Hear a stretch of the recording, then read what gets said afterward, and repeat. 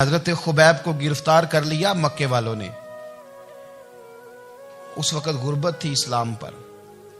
مکے میں سارے لوگ اکٹھے ہو گئے اور چوک میں پھانسی دینے لگے حضرت خبیب کو. کہنا آسان ہے، کرنا بڑا مشکل ہے. بندہ جیل میں الجھ جائے تو میں نے بڑے بڑے سیانے لوگ معافیاں مانگتے دیکھے، بڑے بڑے لوگ کہتے دیکھے ہیں کہ یہ کام بڑا. قید تنہائی بذات خود ایک مصیبت ہے.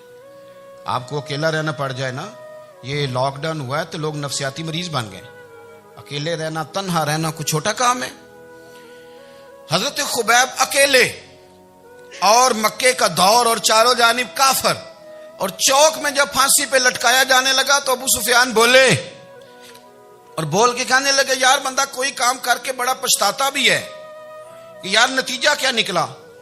تو معاذ اللہ آپ کا بھی نتیجہ تو پھانسی ہے، تو آپ کا کیا خیال ہے؟ یہ آپ یقین کریں کہ لوگ صحیح ساتھ چلتے ہیں، تھوڑی سی دشواری اٹھانی پڑ جائے تو کہتے ہیں میں گھر ہی ٹھیک تھا، پر انہی پتھروں پہ چل کے اگر آ سکو تو آؤ. میرے گھر کے راستے میں کوئی کہکشاں نہیں ہے. لوگ نا میٹھا میٹھا کھانا چاہتے ہیں، تھوڑا کڑوا آ جائے تو مصیبت بن جاتی ہے. کہتے ہیں سارے فلانے سے پیار کریں گے تو میں کروں گا، سارے مخالفت بھی کریں گے تو ہم انشاءاللہ پیار ہی کریں گے. یہ کیا بات ہوئی کہ ہم زمانے کا رنگ دیکھ کے چلیں گے؟ اب بعض لوگ پچھتا رہے ہوتے ہیں. حضرت خبیب سے کہا ابو سفیان نے، ابھی کلمہ نہیں پڑھتے تھے، کہنے لگے تو اس وقت پھانسی پہ لٹک رہا ہے اور تیرے نبی مدینے میں اور آرام میں، اور ان کے صحابہ آرام میں، اہل بیت گھر میں. تیرے ذہن میں اگر اس وقت یہ بات ہو کہ اس وقت تیری جگہ پہ وہ ہوتے معاذ اللہ، تو پھر کیا ہوتا؟ مجمع غیروں کا، علاقہ غیروں کا. یہ ٹائم آیا تھا اب نعرہ رسالت لگانے کا. اب ٹائم آیا حضرت خبیب نے نعرہ رسالت لگانا ہے، پر لگانا کس طرح ہے کہ کافر یاد رکھیں. حضرت خبیب سے کہنے لگے اگر تیری جگہ حضور ہوتے تو پھر تیرا کیا خیال ہے معاذ اللہ؟ تو حضرت خبیب کہنے لگے تم ابھی بھی نہیں سمجھے. ٹھیک ہے میں مکے میں اکیلا ہوں، سارے لوگ مدینے میں ہیں، پر میں پچھتا نہیں رہا، میں تو فخر کر رہا ہوں. میں فخر کر رہا ہوں اس لیے کہ چوری کر کے جان نہیں دے رہا، مدینے والے کی عزت پہ جان دے رہا ہوں. میں فخر کر رہا ہوں. فرمایا سن، تو کہتا ہے تیری جگہ حضور ہوتے اور تم انہیں یہاں معاذ اللہ پھانسی پہ لٹکاتے. فرمایا سن، میں تو یہ بھی پسند نہیں کرتا کہ میں گھر میں بیٹھا ہوں اور میرے نبی کو ہلکا سا کانٹا بھی چبھ جائے. ہمارا اپنے نبی سے محبت کا رشتہ ہے. ایک کانٹا بھی حضور کے قدم مبارک میں چبھے ہمیں برداشت. مجمع ان کا تھا، نعرے لگ رہے تھے، ہم نے مسلمان پکڑ لیا. لیکن حضرت خبیب نے اکیلے، اللہ کرے آپ کو میری بات کی سمجھ آئے، اللہ کرے آپ کو سمجھ آئے، اکیلے جب پھانسی کے تختے کے قریب نعرہ لگایا نا کہ میں تو کانٹا بھی نہیں چبھنے دوں گا اپنے نبی کو. اب سارے ہار گئے. اب اس ایک جملے نے نا ان کو شکست خوردہ کر دیا. اب بول کچھ نہیں سکتے تھے، گردنیں جھک گئیں. اور جب سناٹا چھایا تو ابو سفیان ساتھ والے سے کہنے لگا باقی ساری باتیں اپنی جگہ پر ہیں، پر اصحاب محمد سے پیار تو بڑا ہی کرتے ہیں نا. اور وہ کچا رنگ للاری والا جیڑا چڑھ دا تے لیندا رہندا، اے عشق تیرے دا رنگ محمد چڑھ جائے پھر نہیں لیندا. کہا یار پیار تو یہ کرتے ہیں نا، اس میں کوئی شک والی بات. اس پیار سے کافر ڈرتا ہے. نبی پاک کے ساتھ جذباتی وابستگی، حضور کے ساتھ غلاموں کا جذباتی رشتہ، اور نبی پاک صلی اللہ تعالی علیہ وسلم کی آمد پر تشکر کے جذبات. امام رازی نے لکھا ہے کہ حضرت موسیٰ کلیم اللہ علیہ السلام نے تورات کی تختیوں کے اندر ایک امت کا ذکر پڑھا کہ جو امت گناہ کا ارادہ کرے گی تو گناہ لکھا نہیں جائے گا جب تک کر نہ لے، اور نیکی کا ارادہ کرے گی تو رب ان کی نیکی لکھ دے گا، اور جب وہ کر لے گی تو اللہ 10 گنا اجر عطا کرے گا. اور وہ ایسی امت ہوگی کہ جن کے چہرے قیامت کے دن نور کی طرح چمکیں گے، اور وہ امت ہوگی جن کی اللہ تعالیٰ زمین ساری پاک فرما دے گا، جہاں نماز پڑھیں گے نماز ہو جائے گی.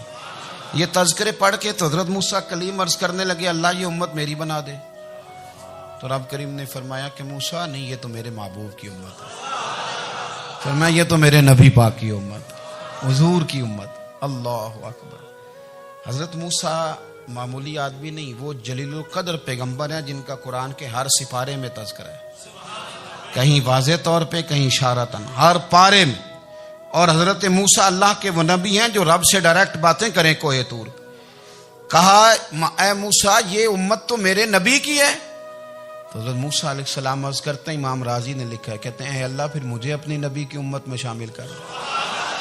وہ یار ہمیں لوگ کہتے ہیں میلاد نہ مناؤ، جس امت میں آنے کے لیے حضرت موسیٰ نے دعا مانگی، جس محبوب کی غلامی کے لیے، ہمیں تو دعا بھی کوئی نہیں مانگنی پڑی، اللہ نے فضل سے ہی مدینے والے کا غلام بنا دیا۔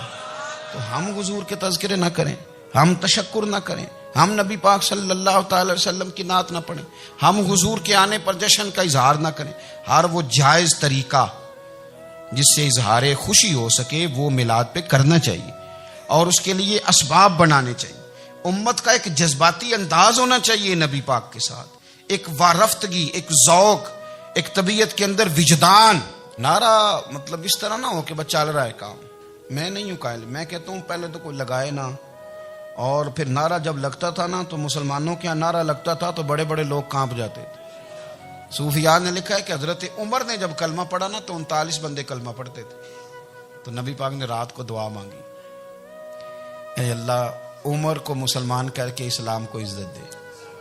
حضرت عمر سویرے آ گئے، میں وہ تفصیل میں نہیں جاتا، بات لمبی۔ حضرت عمر جب آئے نا اور انہوں نے آتے جب کہا نا کہ میں کلمہ پڑھنے آیا ہوں، تو حضور اتنے راضی ہوئے کہ نبی پاک نے کہا اللہ اکبر، تو صحابہ نے نعرے لگائے اللہ اکبر اللہ اکبر، یعنی 40 لوگ مسلمان ہوئے تو نعرے لگے۔ ہمارے صوفیاء کہتے ہیں حضرت عمر کے آنے پر جب نعرے لگے تو بتاؤ کہ وہ تو نعرہ تکبیر لگا، نعرہ رسالت کیوں نہیں لگا؟ تو کہتے ہیں گویا ہمیں حضور نے یہ سمجھایا ہے، حضور کے اشاروں نے سمجھایا ہے کہ میں اب اپنے نعرے خود تو نہیں نہ لگاؤں گا، میں نے تو اللہ اکبر کہہ دیا، عمر آ گیا ہے میرے نعرے لگاتا رہے گا، اب نعرے لگیں گے۔ حضرت عمر نے پہلے دن ہی کہا کہ حضور آپ سچے رسول ہیں تو چھپ چھپ کے نماز کیوں پڑھیں؟ شروع ہو گئے نعرے، حضور آپ سچے ہیں تو چھپ چھپ کے نماز کا کیا معنی ہو؟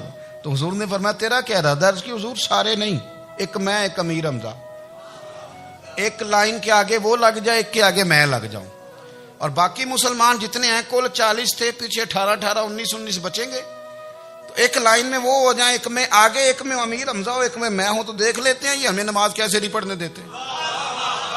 ہاں دیکھ لیتے ہیں، آئے نا میدان میں، ادھر آ ستمگر ہنر آزمائیں تو تیر آزما ہم جگر آزمائیں، اور غلامان محمد جان دینے سے نہیں ڈرتے، یہ سر کٹ جائے یہاں رہ جائے کچھ پرواہ نہیں کرتے۔ فرمایا بھی پتہ چل جاتا ہے نا، ایک لائن میں حضرت امیر حمزہ ہو گئے، ایک میں حضرت عمر ہو گئے۔ پہلے یہ مارتے تھے جو حرم شریف میں مسلمانوں کے طریقے پہ نماز پڑھتا تھا، یہ جلوسوں کی بڑی برکت ہے، اندر بیٹھے رہے نا چپ کر کے، نکل جائیں تو پتہ کچھ بھی نہیں چلتا۔ جب نکلتے ہیں نا لوگ کہتے ہیں جلوس کیا معنی ہے، تو میں بتاتا ہوں نا جلوس کا معنی کیا ہے۔ حضرت عمر نے باہر نکلے، 2 لائنوں کا جلوس، لمبا بھی کوئی نہیں، بندے بھی 40، اور جناب فاروق اعظم باہر نکلے تو عمر کا نعرہ، عمر کا، حضرت عمر نے یوں کر کے آستینیں بازو کی چڑھا لی، اور اپنے گلے میں جو ان کے رومال تھا نا اس کو یوں سینے پہ باندھا، اور اس ہاتھ میں تلوار تھی تو یوں کر کے باہر لہرائی، کہنے لگے او مکے کے کافرو ادھر آؤ میرے سامنے، جس نے اپنی بیوی بیوہ کرانی ہو، جس نے بچے یتیم کرانے ہوں، وہ آئے میدان میں، مصطفیٰ کے غلام آج سڑکوں پہ نکل آئے میدان میں، ہمارے سامنے ہمارا مقابلہ کرے، آئے نا میدان میں، ہم نکلے ہیں، اب ہم یہاں کعبے میں اعلانیہ نماز پڑھیں گے، ہم پڑھیں گے، طاقت ہے تو آؤ نا ہمارا مقابلہ کرو، آؤ۔ کفر بذات خود بہت بڑا جھوٹ ہے، اور جھوٹ کے پیر، بس 2 بندے نکلے تلواریں لے کے آگے، تو پھر حضرت عمر نے اعلانیہ نماز پڑھوائی خانہ کعبہ۔ تو میرے بھائی رسول اللہ صلی اللہ علیہ وسلم کے غلام تو جب نعرہ لگاتے تھے تو ہو ہی کمال جاتا تھا۔ پھر بریلی کے امام بولے، کہنے لگے پیش حق مجدہ شفاعت کا سناتے جائیں، حضور قیامت کے دن آگے نا ہمارے آگے خوشخبری دیں گے، کہیں گے تم فکر نہ کرو، آ جاؤ میں تمہیں بخشواتا ہوں، میں تمہاری سفارش، آ جاؤ پیچھے۔ حضور نہ پیش حق مجدہ شفاعت کا سناتے جائیں گے۔ یقین کریں بریلی کے امام کو بھی بڑا ہی رنگ آتا ہے بیان کرنے کا، کہنے لگے آپ روتے جائیں گے، اللہ کو منانا ہے نا حضور نے، کہتے ہیں پیش حق مجدہ شفاعت کا سناتے جائیں گے، آپ روتے جائیں گے، پر ہم کو ہنساتے جائیں گے، باغ جنت میں محمد مسکراتے جائیں گے، پھول رحمت کے گریں گے ہم اٹھاتے جائیں گے، اور حشر میں ہوگا ہمارا داخلہ اس شان سے ہم یا رسول اللہ کا نعرہ لگاتے جائیں۔ ہم یا رسول اللہ کا